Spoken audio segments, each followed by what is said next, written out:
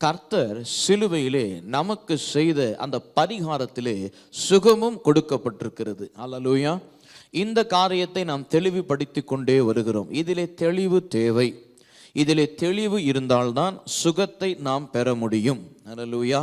மிக முக்கியமாக நான் ஒரு காரியத்தை உங்களுக்கு சொல்லுகிறேன். இந்த ஆரம்பத்திலேயே பிசாசு விதைக்கிற பொய்களை நம்ப வேண்டாம்.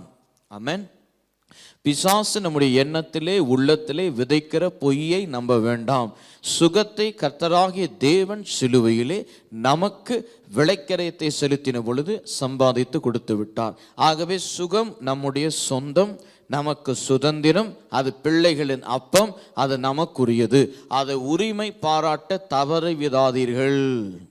நீங்கள் அதை உரிமை பாராட்ட தவறவிட்டால் பிசாசானவன் உங்கள் எல்லையிலே அதை விதைத்து உங்களை அதை நம்ப வைப்பான்.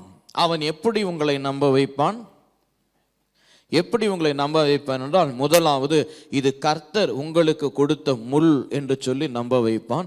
ரெண்டாவது, இந்த பூமியிலே நீங்கள் வாழ்கிற நாளெல்லாம் இது உங்களுக்கு நிச்சயம் இந்த பாதையிலே, இந்த வியாதியின் பாதையிலே நீங்கள் போய்தான் ஆக வேண்டும், சரீரத்தில் இன்னும் மீட்பு நீங்கள் பெறவில்லை என்று சொல்லி உங்களை நம்ப வைப்பான். பல காரியத்தை இப்படி சொல்லி உங்களை நம்ப வச்சு அது உங்கள் சரீரத்தில் இருக்கிறதற்கு ஒரு வழியை உண்டு பண்ணி நீங்களும் அதை அகாமடேட் செய்து விடுவீர்கள்.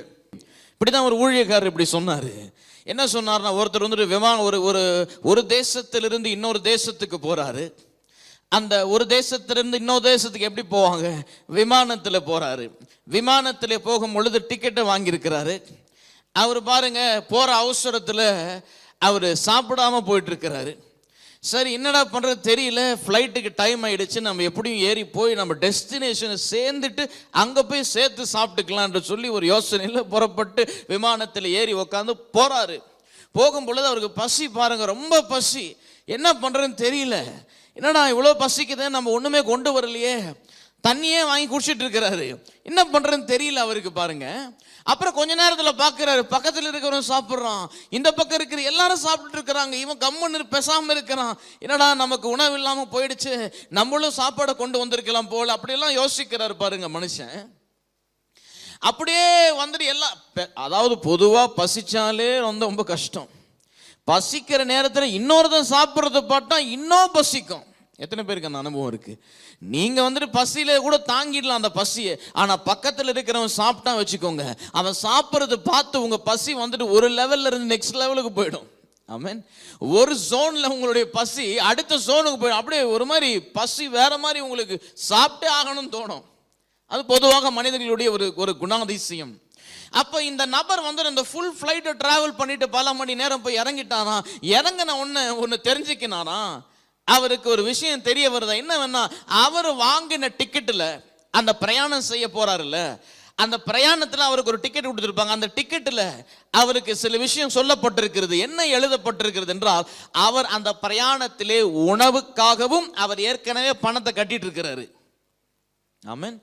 அவர் உணவுக்காகவும் பணத்தை கட்டிட்டு இருக்கிறாரு. அவர் நல்லா சாப்பிட்டு இருக்கலாம், அவருக்கு இஷ்டமான கறியை சாப்பிட்டு இருக்கலாம், சிக்கனை சாப்பிட்டு இருக்கலாம், அல்லது மட்டனை சாப்பிட்டு இருக்கலாம், அல்லது மீனை சாப்பிட்டு. ஏன்னா விமானத்தில் எல்லாம் கொடுப்பாங்க, சிக்கன் இருக்கும், மீன் இருக்கும், ஒவ்வொரு வாட்டி ஒவ்வொன்றும் கொடுப்பாங்க பாருங்க. எல்லாம் இஷ்டம் போல சாப்பிட்டு இருக்கலாம். அதற்குரிய பணத்தை கூட செட்டில் பண்ணியிருக்கிறாரு அவர் கவுண்டர்ல. விமானத்திற்கு ஏறுவதற்கு முன்பதாக காசு கொடுத்துருக்காரு பாருங்க, டிக்கெட் எடுத்திருக்கிறாங்க. நேரடியாக யார் போய் டிக்கெட் எடுக்கிறது? யார் போய் நேரடியாக டிக்கெட் எடுப்பாங்க? ஏஜென்ட் மூலமா எடுப்பாங்க. ஸோ ஏஜென்ட் கிட்ட காசு கொடுத்துருக்காரு, அவர் டிக்கெட் எடுத்து கொடுத்துட்டு இருக்காரு. ஆனா அந்த டிக்கெட்ல இவ்வளவு விஷயம் இருக்கிறது என்று தெரியாம போயிடுச்சு பாருங்க. மொத்தம் டிராவல், பசியோடு டிராவல் பண்ணி ரொம்ப கஷ்டப்பட்டு அவஸ்தப்பட்டு, அப்படியே சரீரத்தில் ஒருவேளை இந்த சுகர் போல பிரச்சனை இருந்திருந்தா எப்படி இருக்கும், தலை சுத்தி இருக்கிறோம், அதெல்லாம் மேற்கொண்டு போய் டெஸ்டினேஷன் இறங்கினோன்னு திரும்பி பார்க்கிறாராம். அதுல ஒரு விஷயம் எழுதி இருக்கிறது. என்ன விஷயம் எழுதி இருக்கிறது? அவரும் சகல உணவுக்கு வாங்கி சாப்பிடுவதற்கு கூறிய பணத்தை செலுத்தியிருக்கிறார். அப்புறம் யோசிச்சார், ஐயோ பணத்தை கொடுத்துட்டு இந்த ஃபிளைட் டிராவல்ல சாப்பிடாம போறவன் என்ன மாதிரி முட்டாள் யாராவது இருப்பானா? பணத்தை கொடுத்துட்டேன், பசி வேற எடுக்குது, பசி எடுக்கலாம் பரவாயில்ல, சரி நான் வந்துட்டு மார்னிங் ஃபாஸ்டிங்ல இருக்கிறேன், பரவாயில்ல இந்த நேரத்தை வந்து கழிச்சிடலாம் ஃபிளைட்ல, நான் அங்க போய் பசி பயங்கரமா எடுக்குது, காசை வேற கொடுத்துருக்கிறேன், சாப்பாடு வேற இருக்கு. என்ன பண்றது என்று தெரியல பாருங்க. இறங்கணும்னு புரியுது, ஐயோ இவ்வளோ பெரிய ஒரு முட்டாள்தனத்தை செய்து விட்டோமே. அப்ப இன்றைக்கு அநேக கிறிஸ்தவர்கள், இன்றைக்கு நாம் ஒரு காரியத்தை மறந்து விடுகிறோம். சிலுவையிலே ஆண்டவராக இயேசு கிறிஸ்து நமக்கு எல்லாவற்றையும் செய்து சம்பாதித்து நமக்கு கொடுத்து விட்டார், ரட்சிப்பை கொடுத்து விட்டார். அல்லேலூயா. இந்த வாரம் நாம் பார்க்க போகிறது, எனக்கு 100% சுகத்தை நான் பெற வேண்டும் என்றால் என்ன பண்ண வேண்டும்? நான் தேவனை துதிக்க வேண்டும். I got to praise God in order to receive 100% healing which God has given to me through the redemptive work on the cross of Calvary. Hallelujah. நான் 100% என்ன பண்ணணும்? தேவனை துதிப்பேனானால் தேவன் எனக்கு 100% கொடுத்த சுகத்தையும் மற்ற ஆசீர்வாதத்தையும் நான் என்ன பண்ணலாம்? சுதந்திரிக்க முடியும். Hallelujah. அப்ப praises is the foundation for healing. நீங்க பெரிய பெரிய ஹீலிங் crusades எல்லாம் பார்த்திருப்பீங்க, பெரிய பெரிய ஹீலிங் ரிவைவல் மீட்டிங்ஸை பார்த்திருப்பீங்க. அங்க அதிகமா செய்கிறது என்ன? துதிப்பார்கள். அல்லேலூயா.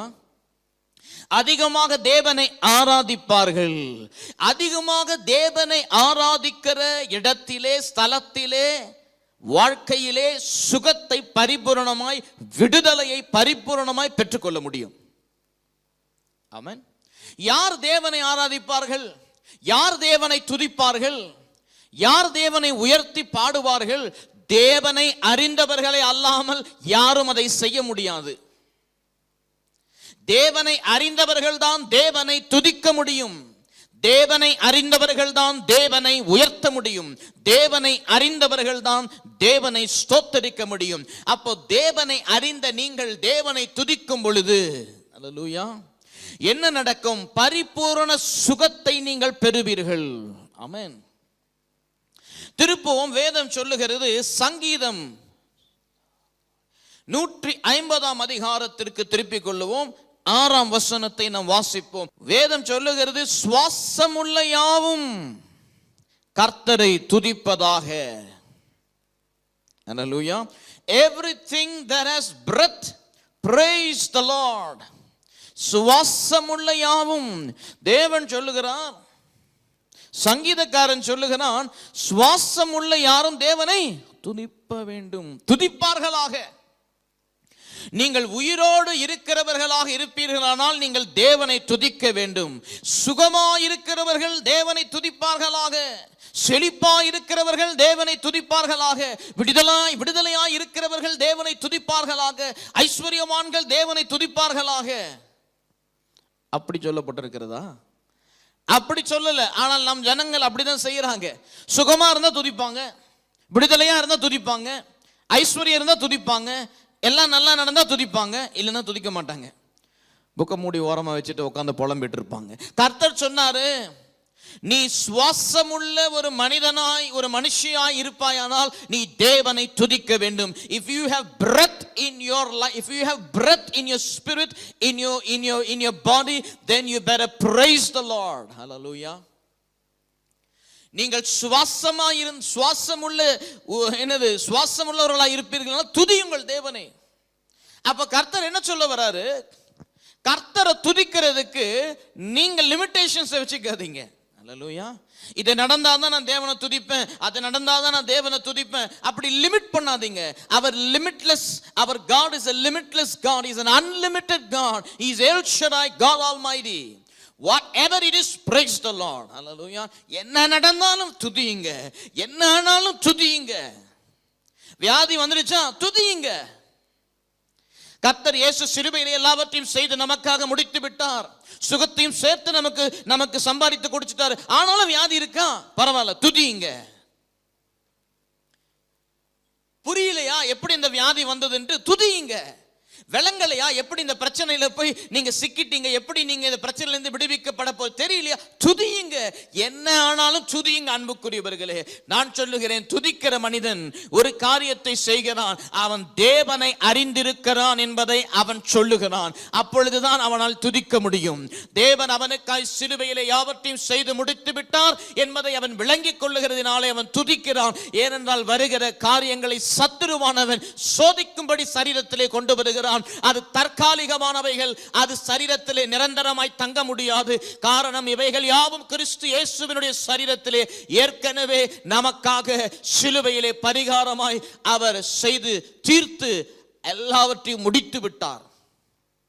ஆகவே வந்து போறான், சோதித்து பார்க்கறான், இவர் சரீரத்தில் இந்த வியாதியை வைக்கலாம், இவன் எப்படி ரியாக்ட் பண்றான்னு பார்க்கலாம்.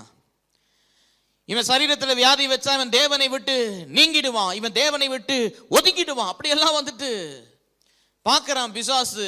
என்ன நடந்தாலும் தேவனை துதியுங்கள், நாசியிலே சுவாசம் இருக்கிற யாவரும் தேவனை துதியுங்கள். அப்படி நீங்கள் தேவனை துதிக்கிற வேளையிலே நான் சொல்லுகிறேன், சுகத்தை நீங்கள் பெற்றுக்கொள்ளுவீர்கள். ஏனென்றால் உங்களிடத்திலே வருகிற சத்துரு வெட்கப்பட்டு போவான். இவன் விஷயம் தெரிஞ்சவன், இவங்கிட்ட ஒன்னும் நடக்காது, போயிடுவான்.